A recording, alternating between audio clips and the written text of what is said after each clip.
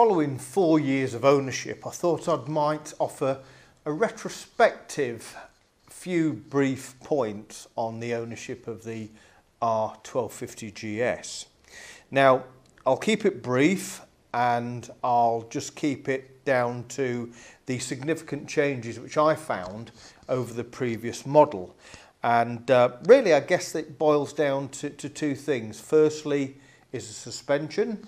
The latest variant is so good it makes you feel as if you're riding on a magic carpet. All you've got to do is put the bike into auto and let it do its thing, and it's absolutely perfect in any condition. The second thing which sticks out is the engine. Now, not that there was anything wrong with the previous engine. Indeed, I thought it was a cracking engine, but the previous engine suffered from a flat spot around about mid-range. That could easily be solved, by the way, with a refueling device. However, this latest engine, or shift cam as they call it, got rid of that flat spot, but I must say that it hasn't been without its problems. Now, on my particular bike, after 6,000 miles, just 6,000 miles, I had to have the engine replaced under warranty, thank God, as it developed, of all things, piston slap and a very bad wear in the valve gear on the left-hand cylinder, which resulted in this, what I call the death rattle. So the engine was replaced at 6,000, and I must say that after that point, this new engine has been absolutely perfect. So I'd suspect that maybe there was a bit of a poor batch with BMW, but anyway, that's now sorted.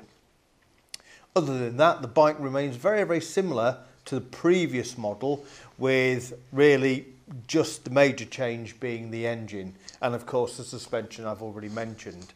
So to sum it all up, absolutely brilliant really. Not that there's much wrong with the previous model, and I've thoroughly enjoyed the 4 years of ownership.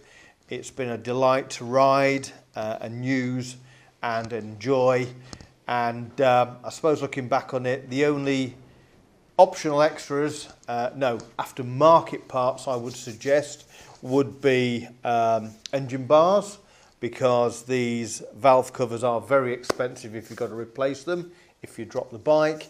I would also recommend a TFT screen anti-theft brace, because those TFT screens cost around about £1,300 to replace.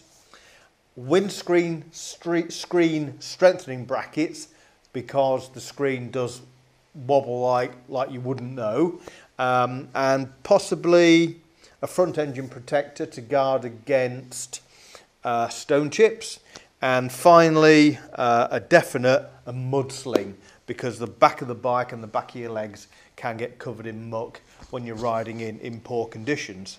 But other than that, the bike's absolutely perfect. A joy to ride, a joy to own. I do appreciate that some owners out there can say different. Well, you know, I am sorry for that. And maybe that's bad luck, poor build quality, which we're noticing now, which might be creeping in and affecting some, hopefully a small number of bikes out there. This is now going to a new owner who will look after the bike. I know him well. I'm sure he'll get many, many years of pleasure out of it. And I'm now focusing on the incoming 1300, which will hopefully be announced towards the end of this year, so I can start designing parts for it. The aftermarket parts I've already mentioned, by the way: the TFT screen anti-theft brace, the screen strengthening brackets, the front engine protector. We all make at Cymark. There are others available on the market which are just as good, but if you want them from us, then we would welcome any orders.